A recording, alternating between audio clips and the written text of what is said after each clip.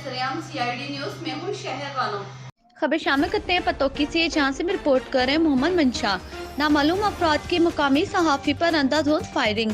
सहाफी गुलाम रसूल शदीद जख्मी। सहाफी को तफ्तीशनाक हालत में लाहौर मुंतकिल कर दिया गया, जो जख्मों की ताब ना लाते हुए फायरिंग की जद में आकर वफात पा गया, जिस पर अहले खाना और अहले मोहल्ला ने मिलकर पतोकी में GT रोड ब्लॉक कर दिया। अहले खाना ने मुतालबा किया कि इसके कातलों को फौरी तौर पर गिरफ्तार किया जाए।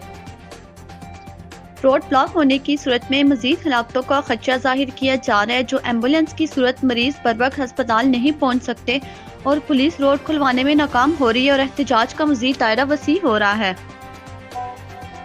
पतोकी में कत्ल होने वाले सहाफी के लवाहकीन से मुज़ाकरात करने के लिए DPO कसूर खुद मौके पर पहुंच गए। भारी नफरी के हमरा और मुज़ाकरात कामयाब हो गए और रोड को खोल दिया गया।